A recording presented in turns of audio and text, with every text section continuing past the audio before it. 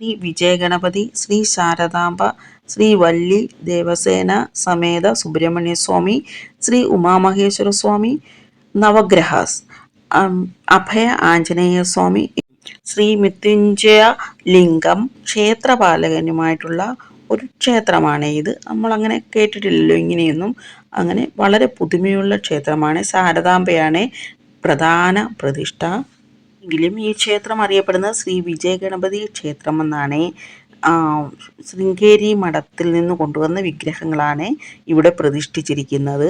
ശങ്കരാചാര്യ സ്ഥാപിച്ച ശാരദാപീഠമില്ലേ, ശ്രീ ശൃംഗേരി ശാരദാപീഠം, അവിടുന്ന് കൊണ്ടുവന്നിരിക്കുന്ന മൂലയന്ത്രങ്ങളും ഭൂപ്രദ ശ്രീചക്രവും പിന്നെ അവിടുത്തെ ശ്രീ ശാരദാംബയും ശ്രീ ആദിശങ്കരാചാര്യം, അങ്ങനെ എല്ലാ വിഗ്രഹങ്ങളും ഇവിടെ കൊണ്ടുവന്നിരിക്കുന്നത് ശൃംഗേരിയിൽ നിന്നാണ്.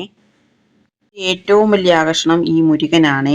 നമ്മുടെ മലേഷ്യയിലെ മുരുകൻ സ്വാമി ഇല്ലേ, അതുപോലെ തന്നെ ഇല്ലേ കാണാൻ. അത്രയും നല്ല വലിപ്പത്തിലാണ്, ഒരു 2-3 നില കെട്ടിടത്തിൻ്റെ വലിപ്പത്തിലാണ്. അതുപോലെ തന്നെയാണ് വിനായക സ്വാമിയെയും ഇവിടെ പ്രതിഷ്ഠിച്ചിരിക്കുന്നത്.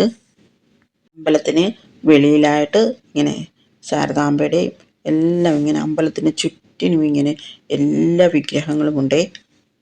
എല്ലാം നല്ല കാണാൻ നല്ല ഭംഗിയാണ്, നല്ല കളർഫുള്ളും നല്ല ഭംഗിയുമാണ്.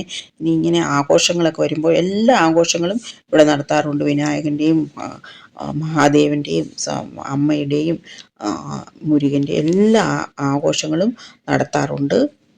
അപ്പോൾ മുഴുവൻ നല്ല ദീപത്താൽ അലങ്കരിച്ച് നല്ല ഭംഗിയാണ് കാണാൻ. ഈ അമ്പലമുള്ളത് സെക്കന്ദരാബാദിലെ സൈനികപുരി എന്ന സ്ഥലത്താണ്. അവിടെ മൊത്തം ഈ സൈനികമായിട്ടുള്ള ആർമിയുടെയും നേവിയുടെയും ഒക്കെ ഹെഡ് ക്വാർട്ടേഴ്സൊക്കെ നമുക്ക് അവിടെ കാണാൻ കഴിയും ഈ സെക്കന്ദരാബാദിൽ.